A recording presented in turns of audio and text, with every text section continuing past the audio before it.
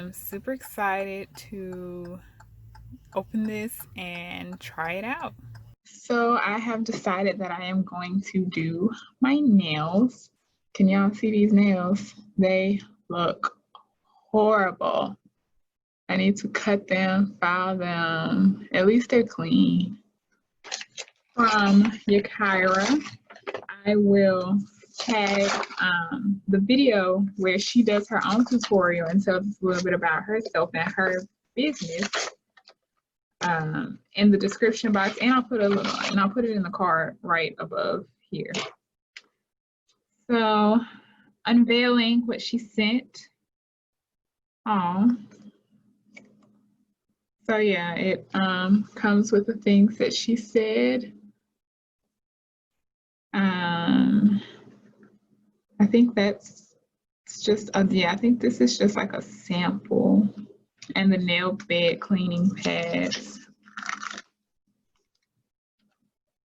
And it's pretty cool, pretty easy. Oh, wow. Then it gives you all of the different options of nail styles and colors you can get. So I told Yakira to surprise me, so I have no idea. Oh, they have a Mardi Gras one. Oh, that's nice. For my Mobile people, the Mardi Gras one. I don't like it all that much, but I still like it because it's Mardi Gras themed. Okay, so let's see. She gave me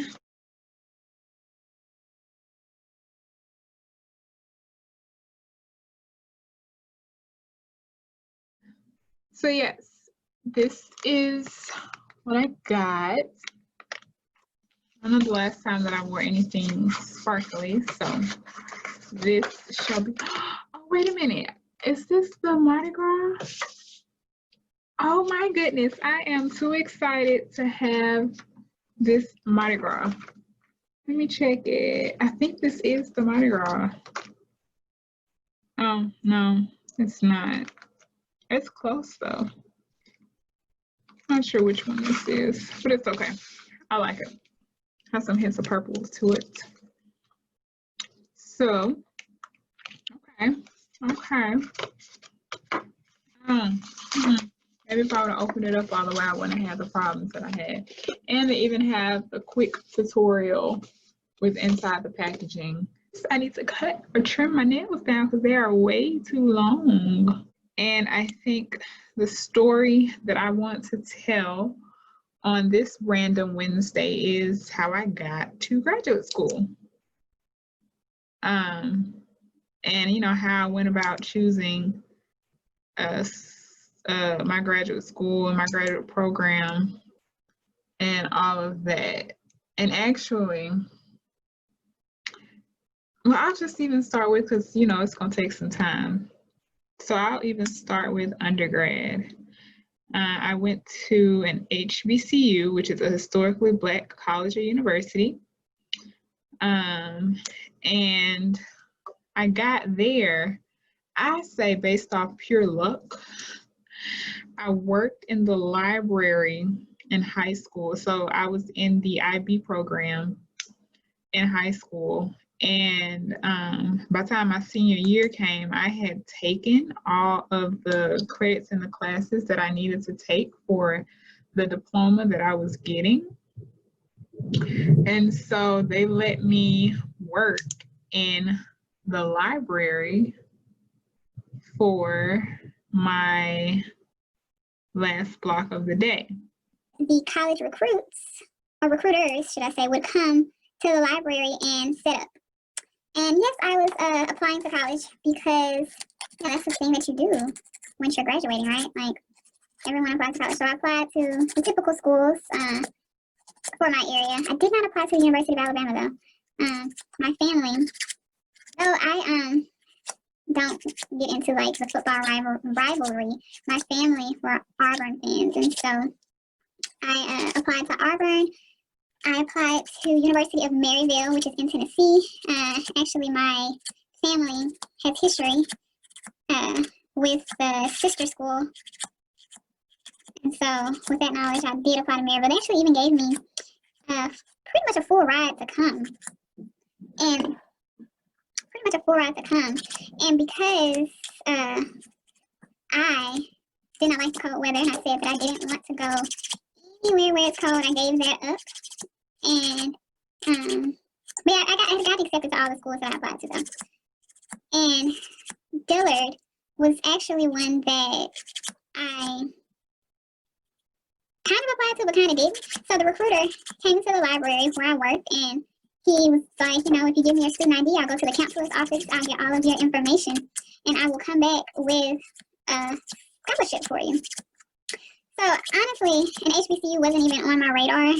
I hadn't really considered going to one. That just wasn't really something that I thought of. But I was like, you know, why not? We're back. We lost power for a little bit, and it took out the Wi-Fi. So I hope that I am picking back up where we were. But yeah, so I worked at the library. Hadn't really thought about going to an HBCU.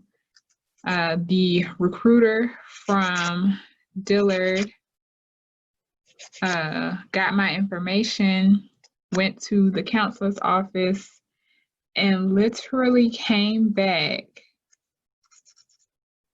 And this probably took about 30 minutes. Literally came back and was like, okay, I have a half tuition scholarship for you. We'll see what else we can get for you if you choose to come and sign. And I was like, just like that? I believe the other schools that I had applied to, they, like I said, one of them offered me pretty much a full scholarship, but I didn't really want to go there because it snowed in that area. And I was like, just not mature enough to go anywhere where the weather was not what I was used to. So clearly I've grown up a little bit, considering I ended up in Pennsylvania where it snows and it definitely gets colder here than what I'm used to or what I grew up in.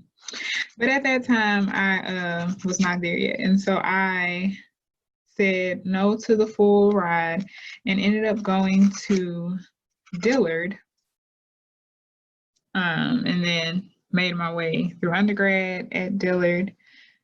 And then from there, I was not, so I say that beginning part to say that I was not intentional. And that is probably the first thing that I tell of many of the students that I talk to when they're getting ready to go to undergrad is be intentional about where you want to go, right? Have a reason. Honestly, and even if the finances is your reason, which ultimately became like my determinant for going to Dillard, but previous to that, I had no intention. I had no idea. I was not being strategic at all. So I hadn't realized that at that time. And so I ultimately made the same mistake as at the end of my undergraduate year. Kind of, sort of. I was a little bit more strategic, but still for the wrong reasons. So at the time of me preparing, I considered going to PA school. I considered going to chiropractic school. I really had no idea what I wanted to do. And my only real direction, or the only real direction that I chose to go by, was the fact that the guy that I was dating at that time was planning to move up north. And so in my mind, I was like, well, I gotta get up north too. And so I started to look at schools and the stuff that they offered in the northern part of the United States. And so in that process, I applied to open houses. I still did keep my options open, so let me say that. I did apply to some open houses in California, Chicago, where else? That's it, really. And I went to the open houses that was at Penn State and the one that was at UC Davis. And even when I was applying to graduate schools, and you know what, honestly, I had no idea what I wanted to go to graduate school for. I was just in the dark. Like, I knew it was something in the sciences. I kind of had this interest in muscles and, you know, muscle function and understanding that tie between the brain and all of that. But as far as me looking into programs, knowing like funding and the importance of all of that, and honestly, even to this day, like I remember as I was preparing to come here, they told me, you know, check into the funding of the different advisors that you're looking to go work with so that, you know, you don't end up in a bad situation. Luckily, the program that I came into won't even let that happen. So that was a blessing. And then even, what's funny enough, even in me getting here, that I almost sabotaged that because I came here for the open house, and the department head, who is, you know, plays an important role. They can not necessarily pull strings, but bring your name up to the radar so that other people can be looking for you. And so I had a meeting with the department head as a STEM open house student, and he told me to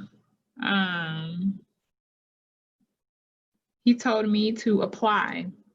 I didn't pay much attention to it, and it wasn't until another graduate student, my graduate student mentor. So when you come from a sports STEM open house, they pair you up with current graduate students, and they walk you around, give you information, answer all your questions. And she was asking me, you know, how my day was going and all that. And I was like, oh, you know, the department head told me to apply to the program. And she said, well, are you? And I was like, I don't know. Should I? I mean, I don't know what I'm doing. And she was like, well, the department head, she took the time to explain to me the importance of the department head, who they were, and, you know, where they land in aiding my ability to get into graduate school, into a program and stuff like that.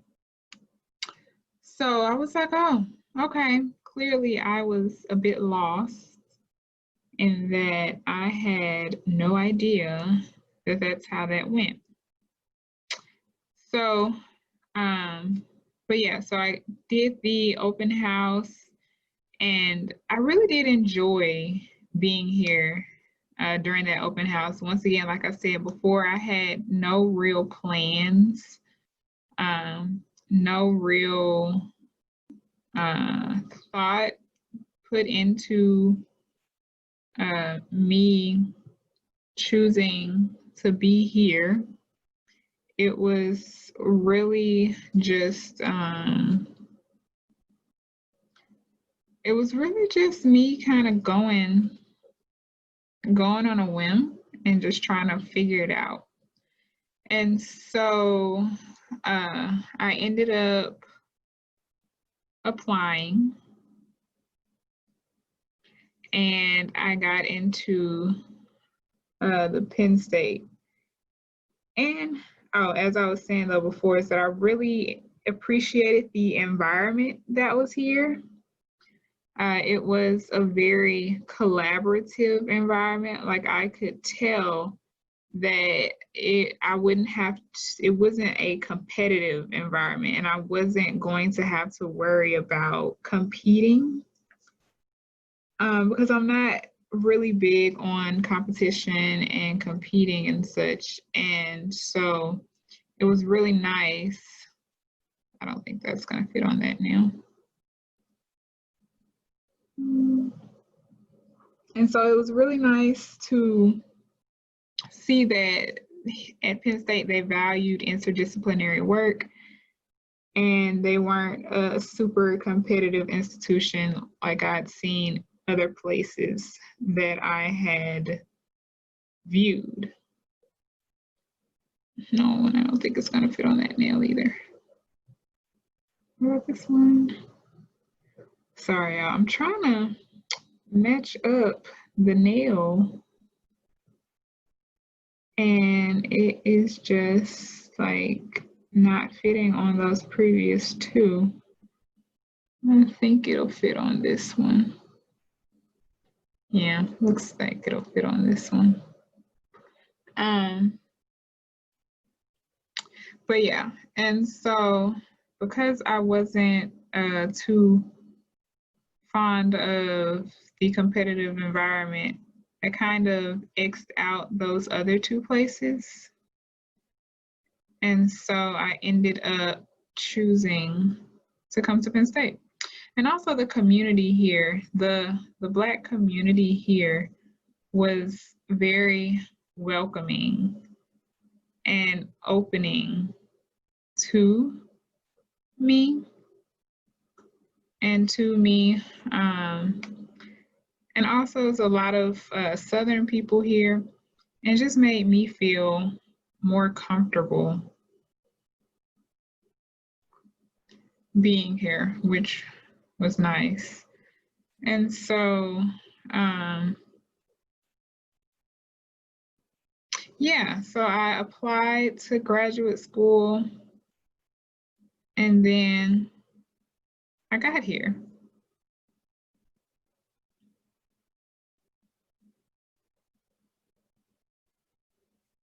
I'm trying to think, did I really tell the full story? Pretty sure I did. Well,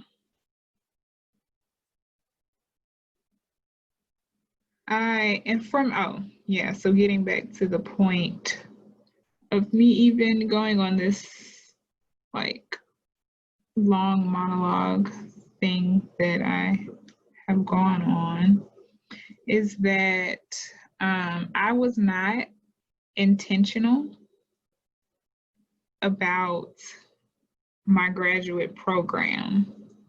I was not intentional about where I wanted to end up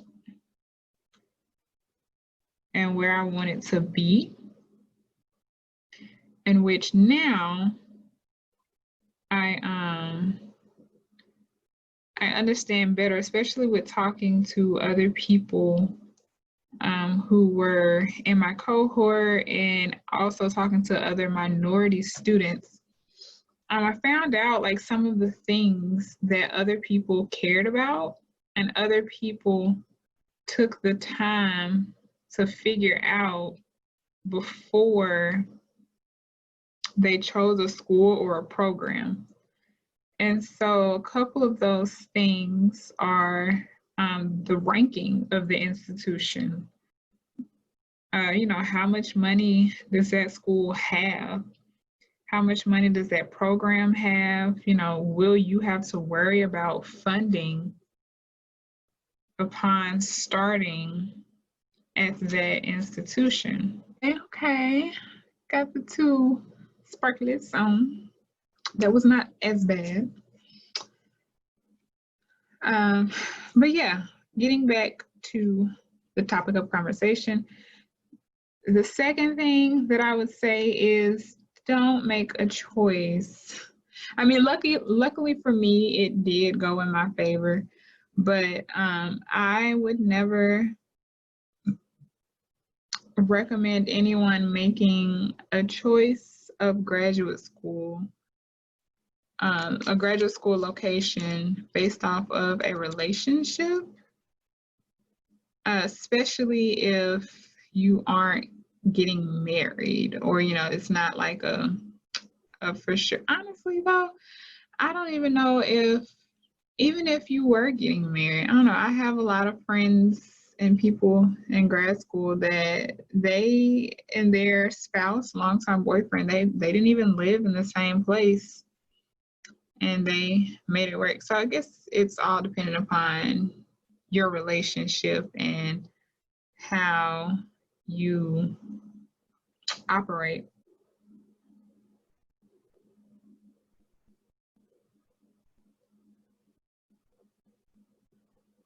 This definitely requires patience, and it requires me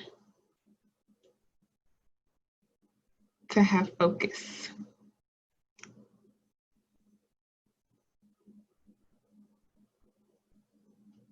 Because, baby,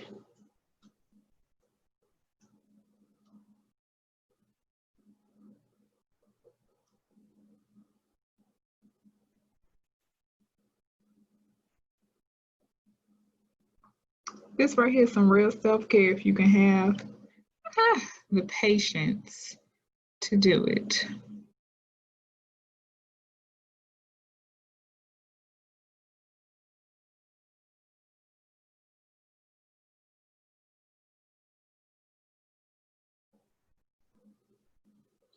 Okay, you see we glittered out 2 fingers. Okay. This is not something that I say that you should do if you in a rush, unless you just know how to do it. All right. Let's move on to, I think that this one would fit. I'm not too sure.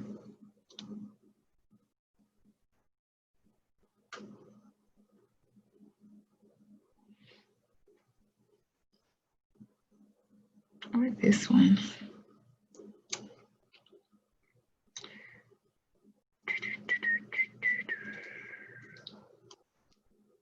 Make it look so easy in the videos. Not that this is uber hard.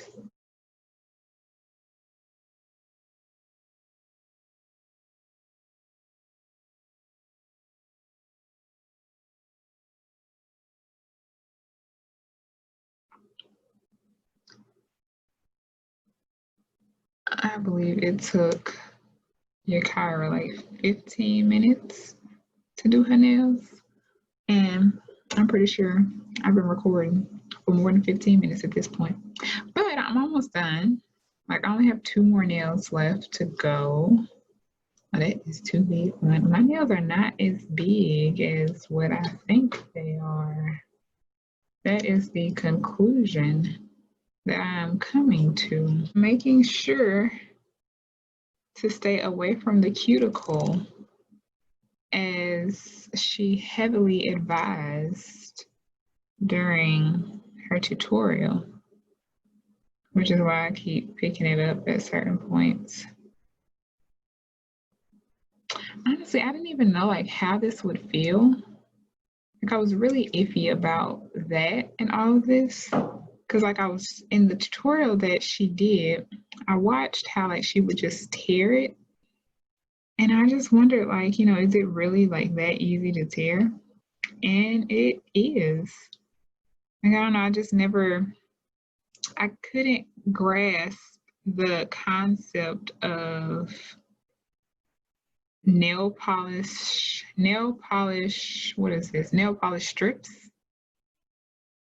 until I got them, and I'm actually like sitting here using them now, which is so interesting. All right, last one. Now, if I were to do these again, which I have a whole nother strip so I could do them again. If I were to do these again, I probably would do them a lot faster and a lot neater. So, as an overall rating of doing Color Street nails, I would say that they are a good invention and that it's like really quick and easy if you're having to get to some type of wedding or some type of function and you don't necessarily have time to go and get your nails done.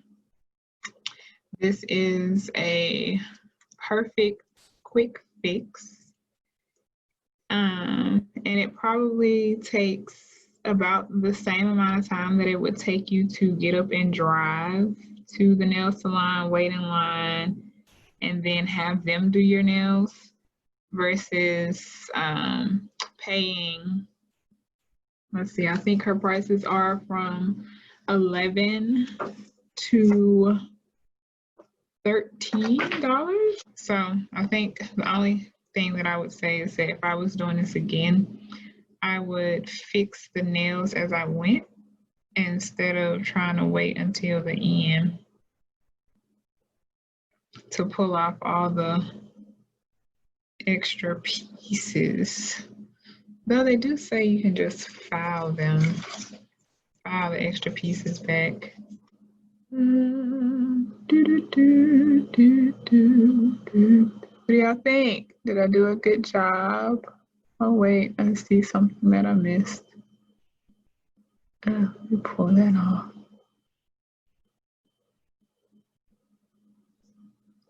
Okay,